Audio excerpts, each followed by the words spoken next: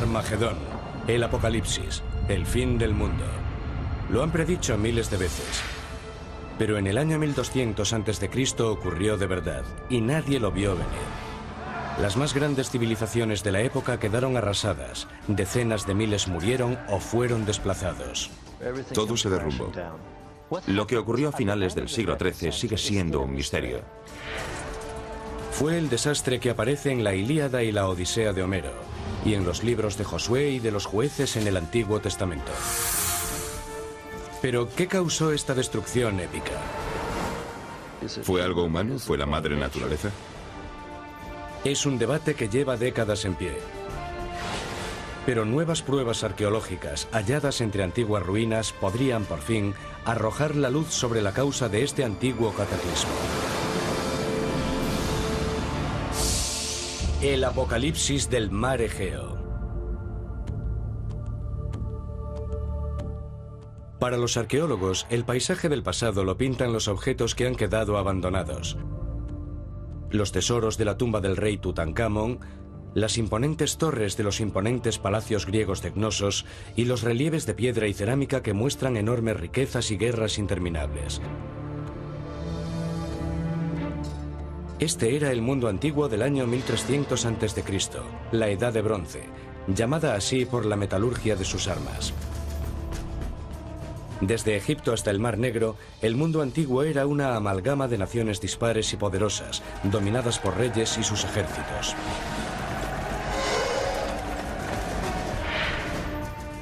Los miceicos y minoicos, los héroes de la leyenda homérica, construyeron sus palacios en Grecia, Creta y las islas del Egeo. El faraón Ramsés, que se cree es el faraón del Antiguo Testamento, cambió hasta el paisaje con el monumento que levantó en Karnak. Los hititas, enemigos bíblicos de Egipto, dominaron lo que ahora es Turquía y el norte de Siria. Los cananeos, los mercaderes de la gran ruta comercial, controlaban lo que se convertiría en Tierra Santa, Israel, el Líbano y Jordania. Era un mundo hecho de muchos reinos, alianzas aparte, muy distintos en designios y cultura. Y sin embargo, cuando los arqueólogos comenzaron a excavar este territorio en la década de 1930, comenzó a surgir un patrón inquietante. Lo que tenemos es una serie de destrucciones. La mayoría de los pueblos, palacios y ciudades principales han sido destruidos por un motivo o por otro. Aunque las pruebas de dicha destrucción estaban extendidas, en casi todos los casos el período del derrumbe fue el mismo. Los años próximos al 1200 a.C. En este periodo de 50 años tenemos como mínimo 4 civilizaciones importantes que desaparecen. Desaparecen los micénicos, desaparecen los minoicos, desaparecen los hititas, los cananeos desaparecen en buena medida y Egipto queda tan debilitado que nunca volverá a ser el mismo. Eso es lo que más llama la atención, son los pueblos más importantes del mundo y todos acaban mordiendo el polvo al mismo tiempo, en el plazo de una generación o dos. El periodo de Ramsés comienza con mucha fuerza, con algunos de los edificios más espectaculares, con una riqueza increíble, y de repente no se ven grietas en el entramado de la sociedad. Económicamente, en la religión, se ve que las cosas empiezan a ir mal. En el reinado de Ramsés III, la inflación es tremenda. Los monumentos se hacen a escala más pequeña. También surgen enormes problemas económicos con la base para recaudar impuestos del país porque la mayoría de las tierras que los pagaban ya no aparecen en las listas de impuestos. Mucha gente cree que a partir de esta época los egipcios ya no tienen la confianza en sí mismos que tenían ante los dioses. Vemos un nuevo tipo de peticiones a los dioses. Hay oraciones que piden, por favor, Dios, ayúdame, algo que nunca antes habíamos visto.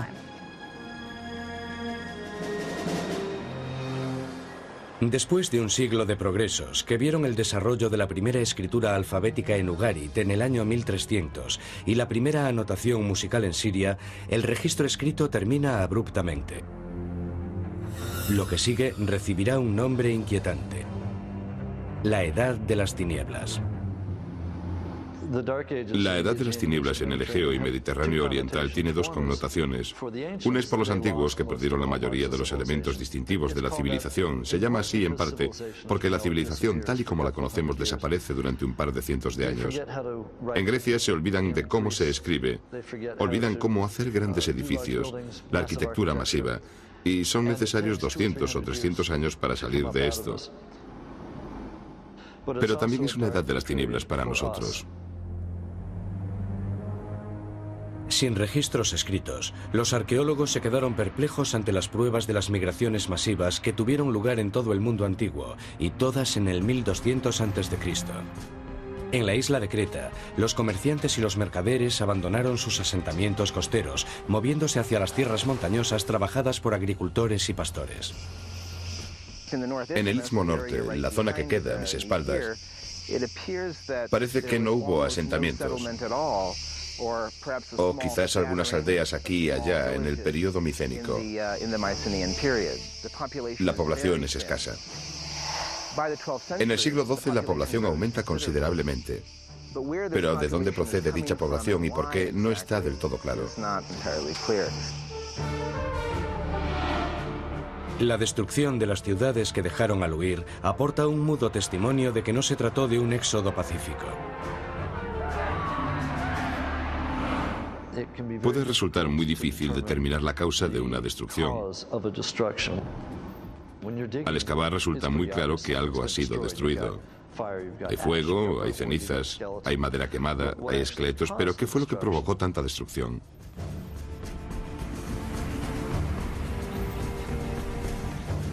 La respuesta podría no estar entre los restos de estos palacios, sino en las montañas que se alzan por encima de ellos. Un arqueólogo ha dedicado su vida a seguir las pistas, redescubriendo los antiguos senderos que ascienden por los empinados precipicios del Egeo. Aquí seguirá los pasos de los supervivientes, con la esperanza de descubrir por fin cómo y por qué se vino abajo su mundo.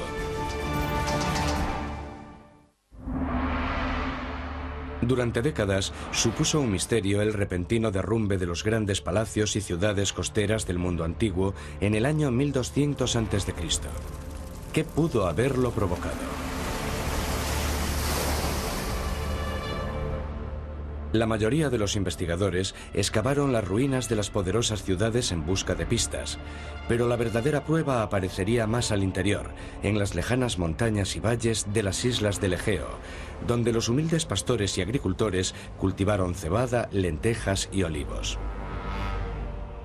Todo eso cambió en el verano de 1983, cuando el arqueólogo polaco Krzysztof Nowicki, que entonces tenía 26 años y estaba haciendo el doctorado, escaló por primera vez el monte Carfi, en Creta.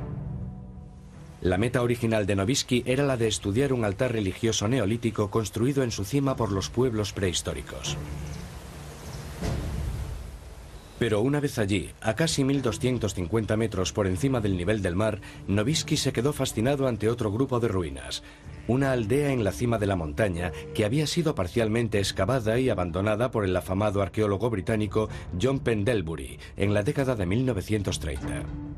Después de vivir uno de los cruentos inviernos en la cima del monte Carfi, Pendlebury sugirió que se trataba de un simple asentamiento temporal o estacional, pero para Nowicki las ruinas hechas de grandes bloques de piedra parecían algo muy distinto. Lo interesante de las casas de Carfi es que están muy bien construidas.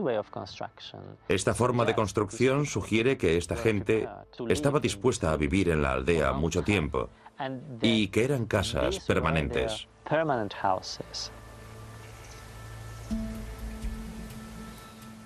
Al trazar el mapa y hacer la reconstrucción del asentamiento a partir de lo excavado, Nowicki pudo confirmar sus sospechas. La excavación ha revelado entre 25 y 30 casas como mínimo, por el momento. Los restos se encuentran en mal estado de conservación, pero aún podemos ver los muros y ver las habitaciones individuales, y podemos diferenciar cada casa. Carfi era una aldea grande, no era un asentamiento pequeño. Era una aldea habitada seguramente por entre 120 y 150 familias, entre 600 y 1200 personas. La aldea reconstruida, a unos 1160 metros por encima del nivel del mar, parecía hallarse totalmente fuera de su lugar.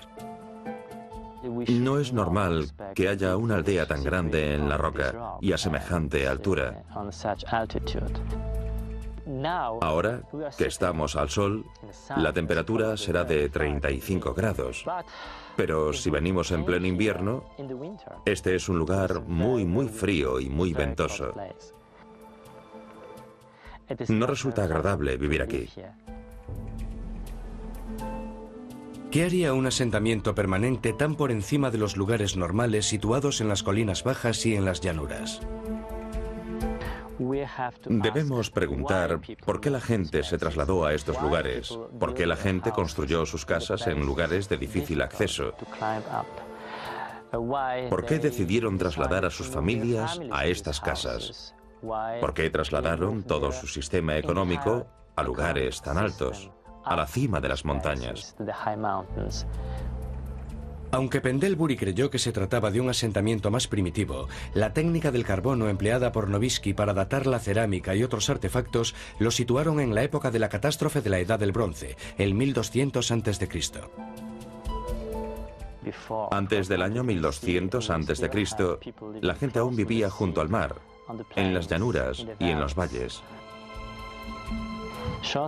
Poco antes del 1200 a.C., vemos que muchos de estos lugares bajos o habían sido destruidos o abandonados. La cuestión inevitable era, ¿qué pudo haber obligado a estas poblaciones a trasladarse de la costa a las montañas? Nowitzki acudió a los archivos históricos y arqueológicos, pero no pudo hallar consenso en lo relativo a qué pudo haber causado cambios tan dramáticos y repentinos. Existen toda clase de teorías para explicar el final de la Edad de Bronce tardía. Cometas, volcanes, extraterrestres, todo lo que se nos ocurra ya lo ha dicho alguien. Pero la mayoría de las hipótesis tenían que ver con la siempre presente amenaza del desastre natural. Una de las principales sugerencias es la sequía. Que existió una sequía implacable por todo el Egeo y el Mediterráneo oriental, que incluso podría haber llegado a Europa. El nivel de las aguas del Mediterráneo había descendido considerablemente a finales de la Edad de Bronce tardía.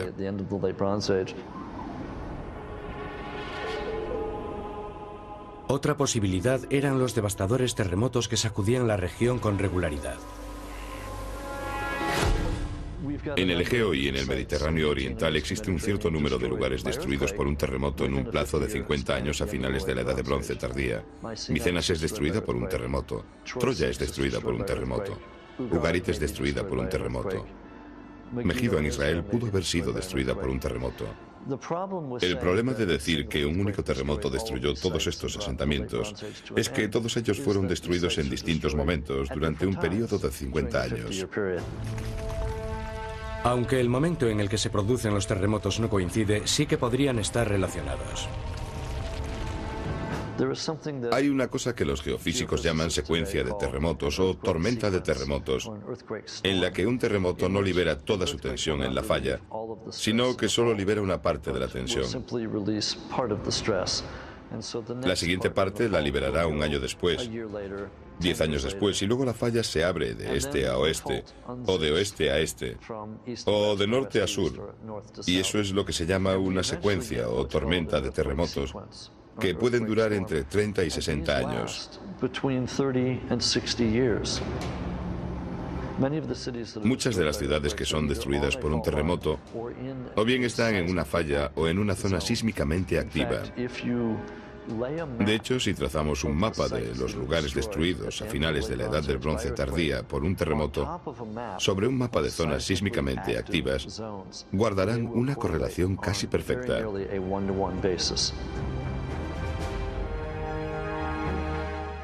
Pero la teoría del terremoto siempre ha tenido sus detractores. La gente se recupera de los terremotos con más o menos rapidez. Eso está más que demostrado, incluso aunque los terremotos se repitan. Y para Nowitzki, ningún desastre natural explica por qué una población se trasladaría a un lugar más escarpado. Es imposible que una gente traslade su aldea 1100 metros más arriba a la cima de una roca. ¿Por qué? ¿Para huir de un terremoto deciden vivir al borde de una roca? No creo que esa gente huyese de un desastre natural. No tiene sentido. Para Novisky, estos saltos inhóspitos e incómodos constituyen el último recurso de un pueblo. Un refugio que es fácil defender, diseñado para ofrecer protección, pero no de la naturaleza, sino de un enemigo humano. No tiene sentido vivir en una cornisa, al límite de un precipicio o en las lomas rocosas, a no ser para protegerse de una amenaza real proveniente de otro pueblo. Si la teoría de Novisky sobre el apocalipsis del Egeo es correcta, deberían existir decenas de refugios esperando ser descubiertos en las altas montañas de Creta, asentamientos ocultos y de difícil acceso, perdidos durante generaciones. Si los encontramos, nos revelarán detalles de una lucha a vida o muerte entre los supervivientes que subsistieron en esas alturas imposibles y un enemigo lo bastante aterrador como para empujarlos a semejantes lugares. Existen muchas teorías que intentan explicar cuál pudo ser la causa del apocalipsis del 1200 a.C., que destruyó la poderosa edad del bronce de los hititas, cananeos, micénicos y minoicos. Algunos culpan a los desastres naturales, la enfermedad y las plagas, e incluso a la cólera de un dios airado. ¿Pero pudo haberse tratado de un enemigo humano? Y si fue así, ¿quiénes eran esas gentes capaces de condenar al olvido a unas culturas tan poderosas en el plazo de tiempo de una sola generación? Durante décadas, los arqueólogos cribaron las abundantes ruinas, pero hallaron solo algunas pistas aisladas. En la década de 1930, una tablilla de piedra que contenía un desesperado mensaje fue desenterrada en el norte de Siria. Hallada en el palacio de Ugarit, destruido por un incendio alrededor del 1200 a.C., constituía un indicio de la destrucción que se iba a producir. El rey de Ugarit dice: Padre mío, hemos avistado 7 naves enemigas. Ya han causado mucho daño a mi país. Si ves alguna más, por favor, avísame. La tablilla no llegó a enviarse. Se encontró en el horno a punto de encenderse, cuando, obviamente, las naves enemigas regresaron y destruyeron la ciudad. ¿Quién era ese enemigo que llegaba desde el mar? Solo una cultura, Egipto, sobrevivió al colapso de la Edad de Bronce y podría, por tanto, poner nombre a ese enemigo. Los jeroglíficos antiguos hablan de un enemigo aterrador, los guerreros conocidos solo como los pueblos del mar.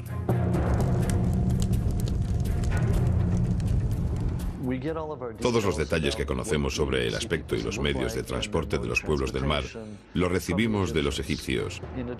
Además de los textos que los egipcios grababan en sus muros, también nos dejaron escenas pictóricas, por lo que nos mostraron el aspecto externo de los pueblos del mar.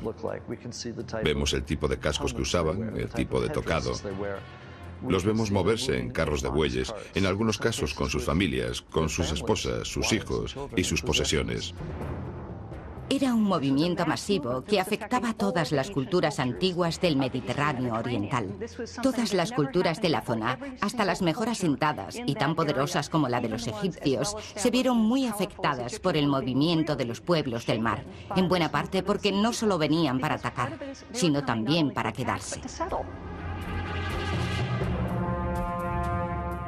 Esto es lo que había imaginado el arqueólogo Krzysztof Novisky la primera vez que vio las ruinas de la cima del monte Carfi, un pueblo desesperado. Los pastores y los agricultores de los valles empujados a las montañas que tan bien conocían.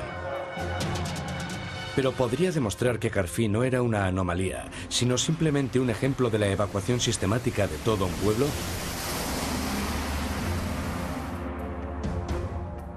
A demostrar esta teoría dedicó Novisky los siguientes 20 años.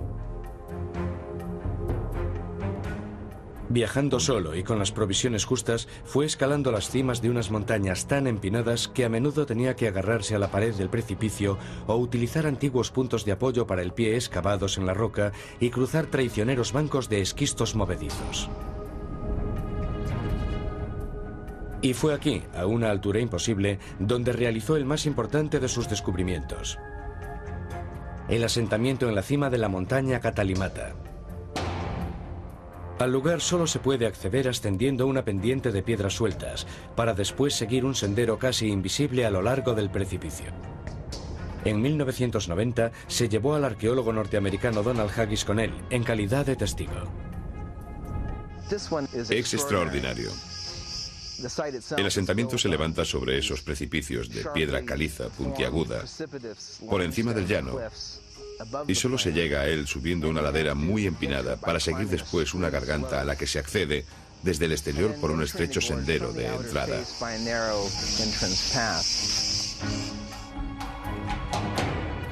Los artefactos hallados en el lugar nos remiten a un pueblo que vivía al límite.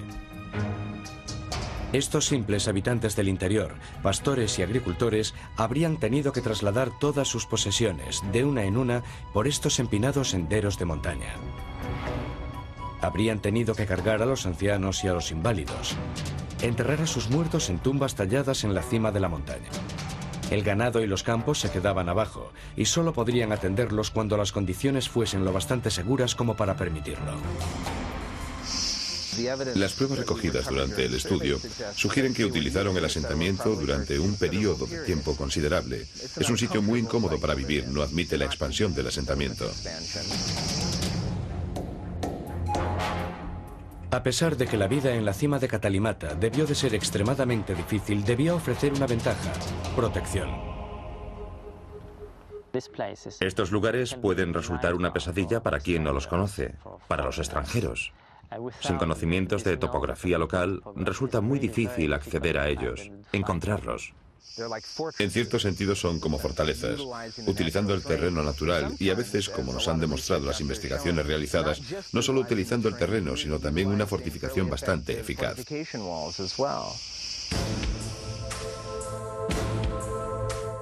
Cualquier enemigo que intentase invadir el asentamiento sería visible a varias millas de distancia, lo que permitiría prepararse a los habitantes de la montaña. Los invasores se verían obligados a acercarse en fila india y no podrían sujetar las armas a la vez que se agarraban a la pared del desfiladero.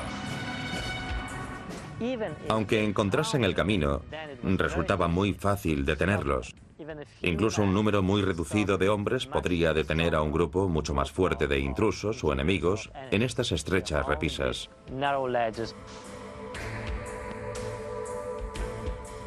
Katalimata solo fue el primero de los muchos refugios que descubrió Novisky. Después de escalar casi 2000 montes de Creta, identificó 80 refugios distintos que databan del 1200 a.C. Un factor común, unificador, en la orientación y diseño de estos asentamientos lo convenció de que el enemigo al que intentaban resistir eran los pueblos del mar. ¿Cómo sabemos que temían a los pueblos que venían del mar y no que tenían miedo a sus vecinos? Esto lo logramos analizando cómo defendían los asentamientos. Carfi está totalmente abierto por la zona de las montañas que tiene por detrás. Por eso sabemos que no esperaban que el enemigo atacase desde esas montañas. Organizaron estos asentamientos porque tenían miedo de los pueblos que procedían del mar. La afluencia de los pueblos del mar cambiaría la faz del mundo antiguo. Pero ¿quiénes eran exactamente? Son las tres preguntas principales. ¿Quiénes son? ¿De dónde proceden? ¿Y a dónde van?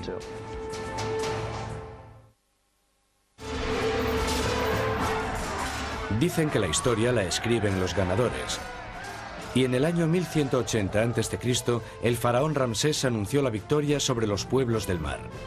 Los misteriosos guerreros que, según creían algunos, habían destruido al resto de los reinos del mundo antiguo. Solo quedaba Ramsés para aportar a los arqueólogos la pista más seductora en relación a la identidad de los invasores. En un monumento tallado en Medinet Habu, los egipcios identifican 9 facciones de pueblos del mar, lista que continúa desconcertando a los lingüistas. La mayoría de las teorías sobre el lugar de procedencia de los pueblos del mar dependen de la filología, los nombres de los grupos, y ese puede ser un territorio muy peligroso. Se suele decir que los Shakalesh eran de Sicilia. ¿Eran de Sicilia o se fueron a Sicilia después de perder? Durante décadas, los eruditos han discutido acerca del origen de los pueblos del mar. Algunos señalan al sureste de Turquía, el norte de Siria y el Mediterráneo occidental como posible punto de salida. Otros, que lo más probable era que los pueblos del mar procediesen de Sicilia, Cerdeña, Italia y el Mediterráneo central y occidental. ¿Proceden los pueblos del mar del este y se mueven hacia el oeste? ¿O proceden del oeste y se mueven hacia el este? No lo sabemos. ¿De verdad eran 9 naciones de invasores desconocidos? ¿O fue un ataque que comenzó mucho más cerca de casa? Una teoría mantiene que fue la propia estructura del mundo antiguo lo que lo hizo vulnerable al terrorismo interno, un mundo construido alrededor de palacios y reyes omnipotentes. El rey lo controlaba casi todo. Había algunos mercaderes particulares y empresas particulares, pero el rey se ocupaba del gobierno. El rey se ocupaba del ejército. El rey se ocupará del comercio internacional. Desde luego controla los poderes diplomáticos. En esa situación, el palacio controlaba entre el 75 y el 90% de la vida cotidiana. En muchos lugares parece que los reyes y las reinas vivían como dioses. Los reyes y reinas eran los representantes humanos de las deidades. Dichas deidades son estatuas y después está el ejército profesional bajo el mando de reyes y reinas. Y después está el resto de la gente, y se suponía que el resto de la gente debía y quería mantener satisfechos a los reyes y a las reinas.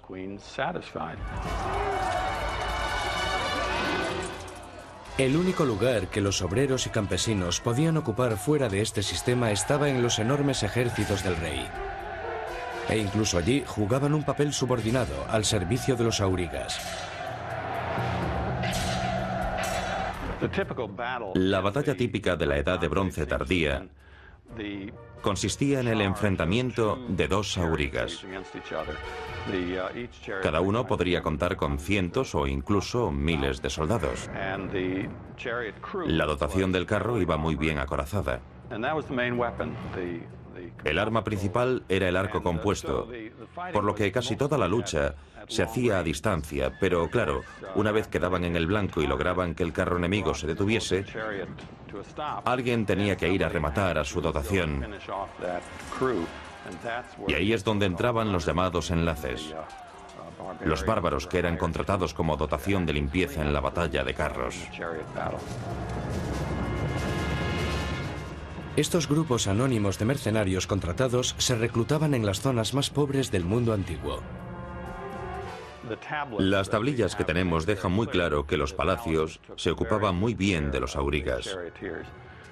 Conocían a cada auriga por su nombre y constituían una élite. Los enlaces, en vez de por el nombre, se conocían por su número.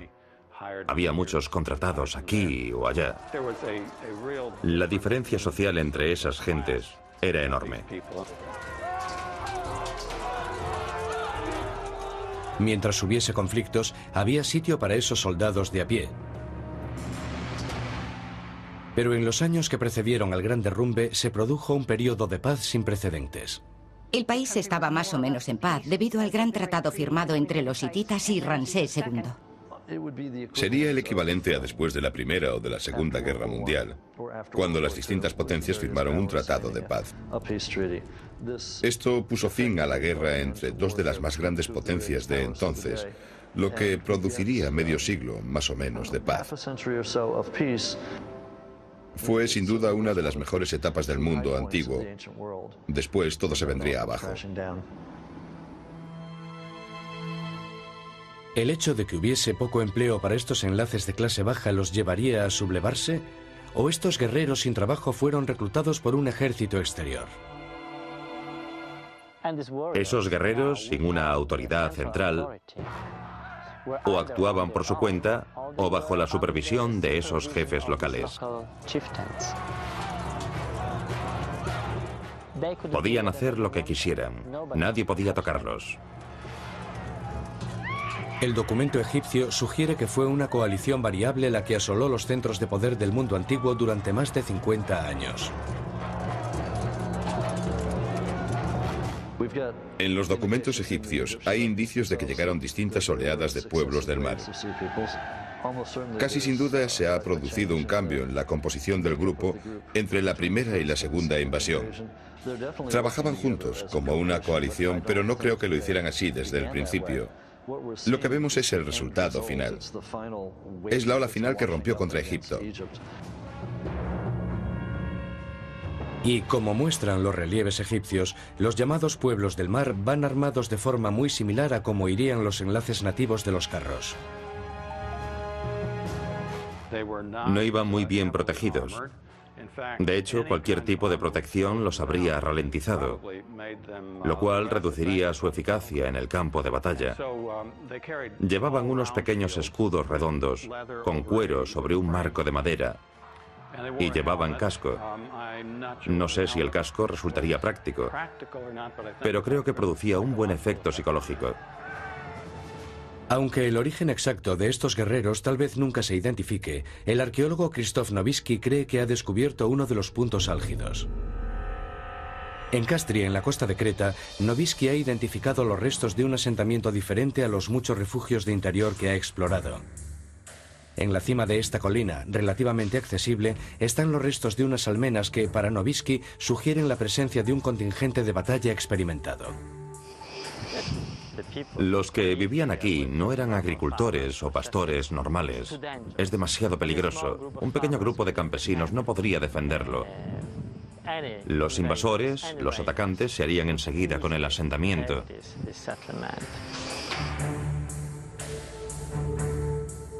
La topografía de Castri proporciona varias ventajas estratégicas, permitiendo un acceso fácil a las costas de Creta, Italia y las islas cercanas. Calculamos que aquí habría 2, 3 o 4 botes, unos 50, 100 o incluso 200 hombres, que era número suficiente para invadir y saquear los asentamientos costeros de Creta.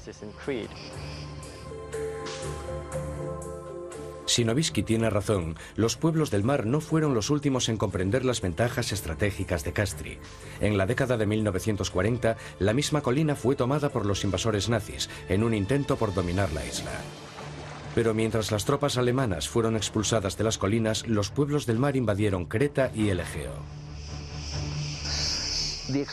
El extremo hasta el que llegó la destrucción, sobre todo en Anatolia, en la Grecia central, a mí no me sugiere que fuese un grupo desorganizado, sino que me sugiere una máquina militar muy eficaz. Pero ya represente esta fuerza a unos invasores extranjeros, a un grupo de guerreros locales o a una combinación de ambas cosas, la cuestión sigue siendo la misma. Lo más asombroso de todo esto es que esa gentuza, ese grupo de merodeadores y piratas, lograsen cargarse a las mejores civilizaciones. La cuestión es determinar cómo lo lograron. La respuesta podría no hallarse en la naturaleza de los pueblos del mar, sino en su forma de hacer la guerra. 1200 años antes de Cristo, una fuerza inexorable cambió la imagen del mundo antiguo. Las muestras de su poder quedaron escritas en las ruinas de las ciudades micénicas y los abandonados palacios de los reyes. La desesperación de los que sobrevivieron se aprecia en los precarios puestos que construyeron en las cimas de los montes de Creta. Estas poderosas civilizaciones, desde los minoicos a los hititas, sobrevivieron a las plagas, el hambre y los terremotos para caer ante un enemigo humano, una misteriosa fuerza formada por bárbaros llamados los pueblos del mar. Pero los invasores no tenían carros ni armaduras. ¿Cómo pudieron vencer a los ejércitos de los reyes? La respuesta cambiaría la naturaleza de la guerra para siempre. A finales del siglo XIII, por fin alguien comprendió que no eran necesarios esos carros caros y sus caros equipos para ganar una batalla. Era suficiente con juntar bastantes enlaces, que resultaban baratos y además tenían la capacidad de aniquilar a un ejército de carros.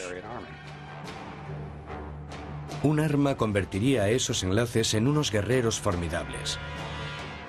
Un armamento sencillo que, hasta el derrumbe, se había utilizado sobre todo para la caza. La jabalina es un arma relativamente corta, de 1,20 m más o menos, con una pequeña punta de metal. No creo que resultasen letales casi nunca, pero sí que herían donde quiera que diesen. Mientras los invasores rodeaban el carro imposibilitado, el bien protegido auriga se encontraría muy vulnerable. El auriga y el arquero llevaban los dos un coselete con armadura que debía pesar entre 15 y 20 kilos, por lo que está claro que no podían correr y que no estaban en situación de defenderse en un combate mano a mano. Es en este punto en el que el enjambre de atacantes armados con espadas cortas y ligeros escudos contaría con ventaja, tanto en número como en movilidad. No era necesario nada más. Con herir un caballo, el carro se detenía, y si a 40 o 50 metros podían arrojar sus lanzas y derribar al caballo de un carro, ya podían acercarse para combatir cuerpo a cuerpo. Llegado ese momento, la dotación del carro no tiene nada que hacer. Con cada éxito, las filas de los invasores crecían y se extendían por todo el Egeo. Solo Egipto logró soportar la invasión, aunque el conflicto los dejase debilitados para siempre. ¿Cómo soportaron los ejércitos del faraón un ataque que extinguió potencias como la micénica, la minoica y la hitita? Existe un montón de correspondencia diplomática y mucho comercio, sobre todo en oro, que sale de Egipto a través de Nubia, y cosas como los caballos que entran en Egipto. Fue un periodo de comunicaciones constantes entre todas estas potencias. Estaban advertidos de que esa gente se acercaba a Egipto, lo cual es un aspecto de la defensa muy importante. Habían trasladado la capital de Egipto al norte para defenderse, así que estaban muy preparados. Creo que es posible que los egipcios recibieran información a través de mensajeros y correos diplomáticos procedentes de las otras grandes civilizaciones y que enviaban según iban cayendo una a una. En el mundo antiguo había sistemas de espionaje asombrosos y los egipcios contaban con espías mensajeros, por lo que sabían lo que se les venía encima antes de que ocurriese. Y para entonces, los egipcios sabían que, en contra de lo que se podía pensar por su nombre, la mayor fuerza de los pueblos del mar no estaba en el agua, sino en la orilla. Los conflictos eran casi siempre batallas en tierra, pero Ramsés III, en el año 1179, tuvo el buen juicio de detener a los invasores antes incluso de que llegasen a tierra. Los documentos egipcios, tanto pictóricos como escritos, hablan de una batalla que tuvo lugar en el agua, ya sea a la desembocadura de un río o en pleno mar. Eso ya no se sabe. Pero hay barcos, hay gente que se ahoga, hay una batalla importante que tiene lugar en el agua. Se encontraban en el agua, en los barcos, sin poder hacer nada. Los arqueros egipcios estaban situados en la orilla o en otros barcos. Eran un blanco fácil. Diezmados por los arqueros del faraón, la ola final de los pueblos del mar se dispersó. Pero la guerra ya no volvería a ser la misma. En la edad de bronce tardía, la defensa de una comunidad dependía de la élite de aurigas y de sus arqueros. En la edad de hierro, la que sigue a esta catástrofe, la importancia de la infantería es mucho mayor y los aurigas se han quedado al margen. Los siguen usando para operaciones de flanqueo, pero ya no son la esencia. La esencia es la infantería. En pocos años, los reyes y los ejércitos del mundo antiguo desaparecieron para dejar paso a una nueva población.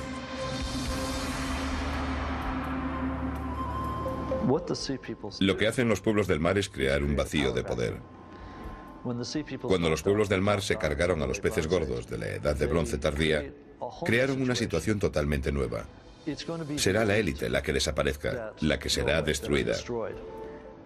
Las clases marginadas, los intermediarios, los granjeros, los campesinos, los esclavos pueden sobrevivir y entonces, ¿qué harán? En el caso de los agricultores y pastores refugiados de Creta, el informe arqueológico está claro. Después de la derrota y la dispersión de los pueblos del mar, los endurecidos supervivientes regresaron a las tierras bajas. Después del año 1200 a.C., y en cuanto la situación se hizo más segura, la gente se trasladó a otro repecho, que está a 1,5 kilómetros más abajo, más cerca de los campos.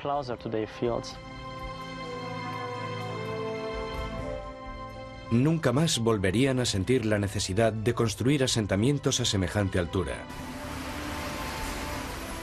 Pero es posible que nunca conozcamos el destino final de los guerreros del mar. Los propios egipcios dicen que algunos se establecieron en Egipto o en Canaán. Y sabemos que los textos egipcios posteriores hablan de la ciudad de Dor, en Israel, como ciudad de los Yeker. Sabemos que los Peleset se establecieron en Canaán y se convirtieron en los filisteos. Algunos creen que esos supervivientes y los restos de los pueblos del mar pudieron mezclarse, algo que podrían revelar las futuras pruebas de ADN de los restos hallados en las tumbas. Seguramente habrá restos de las civilizaciones que los pueblos del mar habían descubierto en su ruta hacia Egipto. Es posible que haya micénicos entre los pueblos del mar, que haya minoicos, hititas o luca entre los pueblos del mar.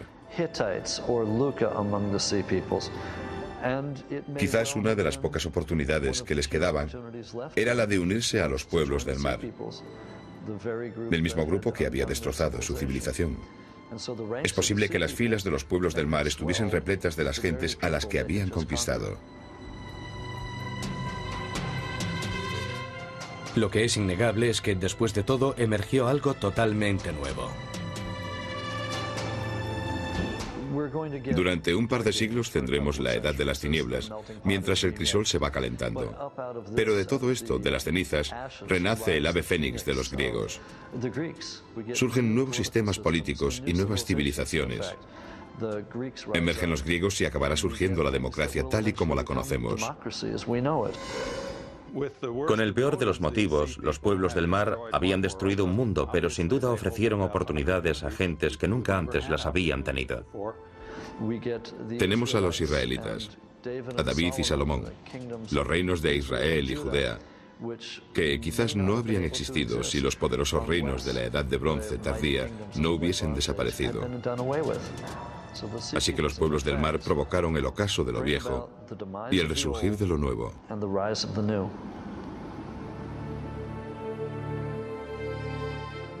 La cadena de acontecimientos que puso fin a una era y que dio paso a la siguiente aún está siendo investigada. No creo que Christoph tenga la respuesta, pero lo que sí creo es que está muy cerca de encontrarla. Yo pienso que hay una combinación de causas. Los pueblos del mar tuvieron suerte. Eligieron el momento perfecto. Quizás se aprovecharon de algunos desastres naturales. Si había habido sequía, si acababan de producirse una serie de terremotos, tenemos lo que los arqueólogos denominan el colapso de un sistema, en el que uno o dos factores que por separado o por sí mismos no habrían provocado el colapso de una civilización, al unirse crean un efecto mucho más amplio. Los pueblos del mar fueron capaces de aprovechar una grieta defensiva de estas poderosas civilizaciones, una grieta que nunca antes se había producido. Y mientras los arqueólogos siguen estudiando las pistas de esta destrucción de lo antiguo, que se produjo de forma tan abrupta, podrían descubrir ideas modernas. Dudo mucho que los egipcios o los hititas pensaran que iban a caer, o al menos que caerían tan rápido. Pero si se da una serie de factores que, de otra forma, nunca estarían relacionados, pueden crear una fuerza mucho más poderosa que cada uno de esos factores por separado. Una de las lecciones que la sociedad actual podría aprender es que una sequía puede no ser importante por sí sola. Una serie de terremotos puede parecer que no tendrá un impacto duradero. Pero si acumulamos un par de desastres naturales sobre algunas calamidades causadas por el hombre, el resultado podría ser algo totalmente inesperado.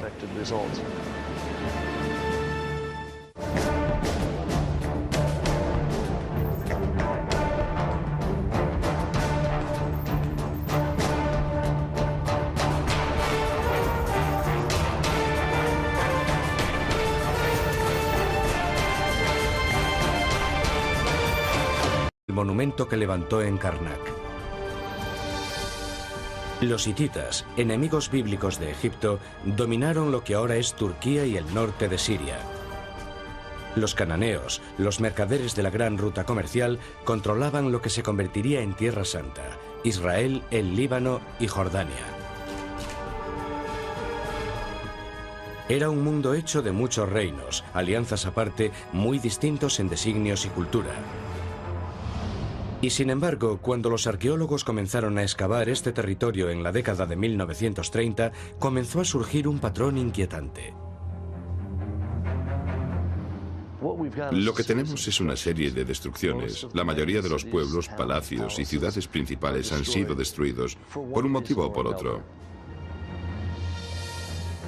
Aunque las pruebas de dicha destrucción estaban extendidas, en casi todos los casos el período del derrumbe fue el mismo. Los años próximos al 1200 a.C.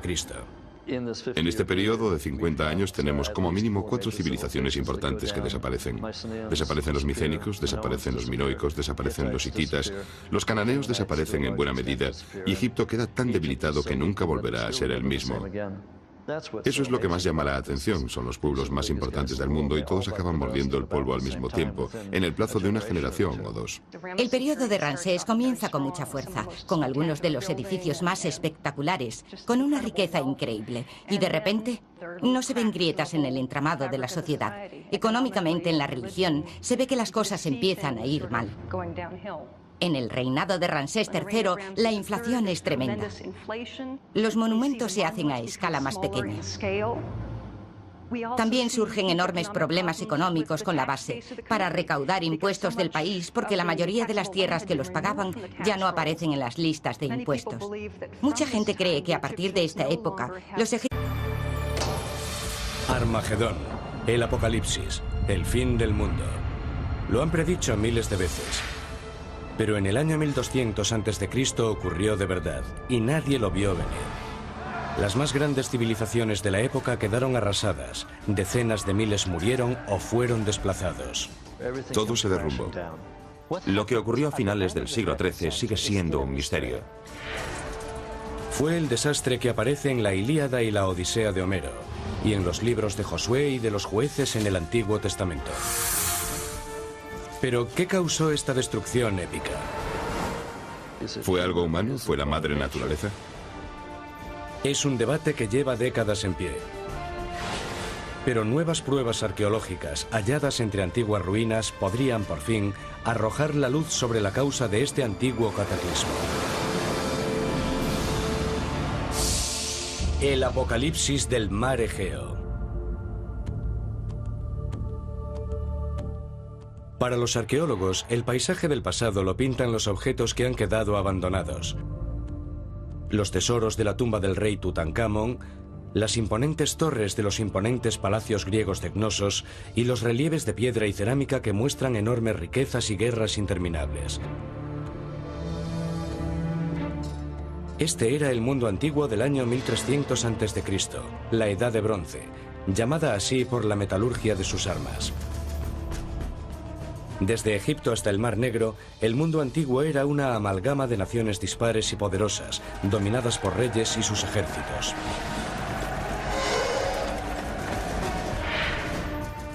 Los miceicos y minoicos, los héroes de la leyenda homérica, construyeron sus palacios en Grecia, Creta y las islas del Egeo. El faraón Ramsés, que se cree es el faraón del Antiguo Testamento, cambió hasta el paisaje con el... Los egipcios ya no tienen la confianza en sí mismos que tenían ante los dioses. Vemos un nuevo tipo de peticiones a los dioses. Hay oraciones que piden, por favor, Dios, ayúdame, algo que nunca antes habíamos visto. Después de un siglo de progresos que vieron el desarrollo de la primera escritura alfabética en Ugarit en el año 1300 y la primera anotación musical en Siria, el registro escrito termina abruptamente. Lo que sigue recibirá un nombre inquietante: la Edad de las Tinieblas. La edad de las tinieblas en el Egeo y Mediterráneo oriental tiene dos connotaciones. Una es por los antiguos, que perdieron la mayoría de los elementos distintivos de la civilización. Se llama así en parte porque la civilización tal y como la conocemos desaparece durante un par de cientos de años. En Grecia se olvidan de cómo se escribe, olvidan cómo hacer grandes edificios, la arquitectura masiva, y son necesarios 200 o 300 años para salir de esto. Pero también es una edad de las tinieblas para nosotros. Sin registros escritos, los arqueólogos se quedaron perplejos ante las pruebas de las migraciones masivas que tuvieron lugar en todo el mundo antiguo, y todas en el 1200 a.C. En la isla de Creta, los comerciantes y los mercaderes abandonaron sus asentamientos costeros, moviéndose hacia las tierras montañosas trabajadas por agricultores y pastores.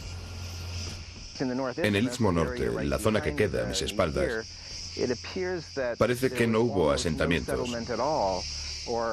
O quizás algunas aldeas aquí y allá en el período micénico. La población es escasa. En el siglo XII la población aumenta considerablemente. Pero ¿de dónde procede dicha población y por qué? No está del todo claro. La destrucción de las ciudades que dejaron al huir aporta un mudo testimonio de que no se trató de un éxodo pacífico. Puede resultar muy difícil determinar la causa de una destrucción. Al excavar resulta muy claro que algo ha sido destruido. Hay fuego, hay cenizas, hay madera quemada, hay esqueletos, pero ¿qué fue lo que provocó tanta destrucción?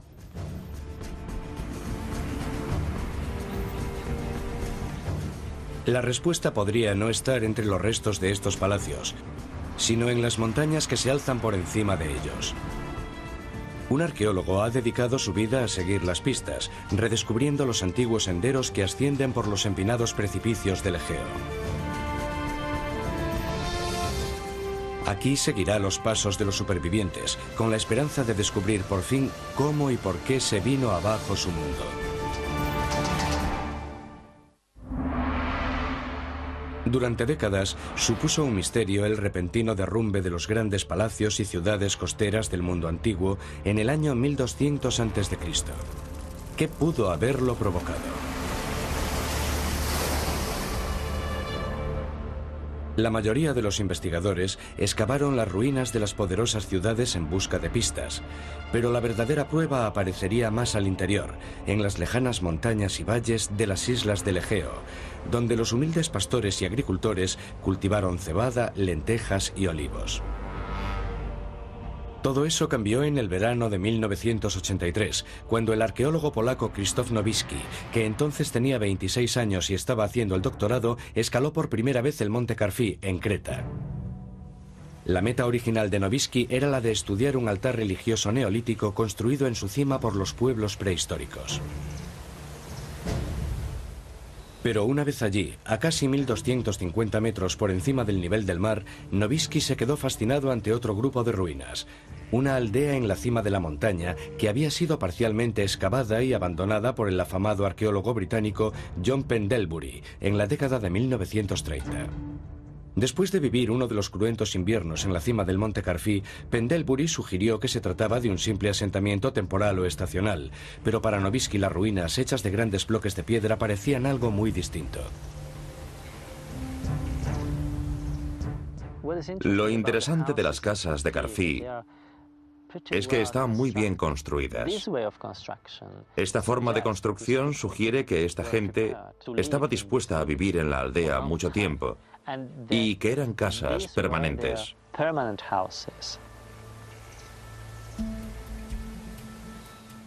Al trazar el mapa y hacer la reconstrucción del asentamiento a partir de lo excavado, Nowicki pudo confirmar sus sospechas. La excavación ha revelado entre 25 y 30 casas como mínimo, por el momento. Los restos se encuentran en mal estado de conservación, pero aún podemos ver los muros y ver las habitaciones individuales, y podemos diferenciar cada casa. Carfi era una aldea grande, no era un asentamiento pequeño. Era una aldea habitada seguramente por entre 120 y 150 familias, entre 600 y 1200 personas. La aldea reconstruida, a unos 1160 metros por encima del nivel del mar, parecía hallarse totalmente fuera de su lugar. No es normal que haya una aldea tan grande en la roca y a semejante altura. Ahora que estamos al sol, la temperatura será de 35 grados. Pero si venimos en pleno invierno, este es un lugar muy frío y muy ventoso. No resulta agradable vivir aquí.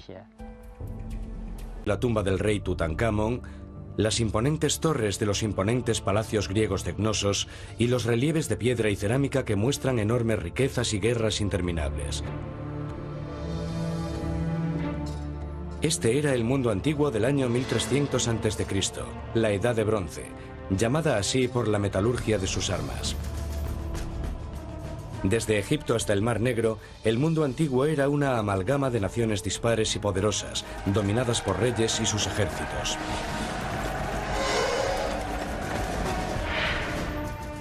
Los miceicos y minoicos, los héroes de la leyenda homérica, construyeron sus palacios en Grecia, Creta y las islas del Egeo. El faraón Ramsés, que se cree es el faraón del Antiguo Testamento, cambió hasta el paisaje con el monumento que levantó en Karnak. Los hititas, enemigos bíblicos de Egipto, dominaron lo que ahora es Turquía y el norte de Siria. Los cananeos, los mercaderes de la gran ruta comercial, controlaban lo que se convertiría en Tierra Santa, Israel, el Líbano y Jordania. No se ven grietas en el entramado de la sociedad. Económicamente, en la religión, se ve que las cosas empiezan a ir mal. En el reinado de Ramsés III, la inflación es tremenda. Los monumentos se hacen a escala más pequeña. También surgen enormes problemas económicos con la base, para recaudar impuestos del país, porque la mayoría de las tierras que los pagaban ya no aparecen en las listas de impuestos. Mucha gente cree que a partir de esta época, los egipcios ya no tienen la confianza en sí mismos que tenían ante los dioses. Vemos un nuevo tipo de peticiones a los dioses. Hay oraciones que piden, por favor, Dios, ayúdame, algo que nunca antes habíamos visto.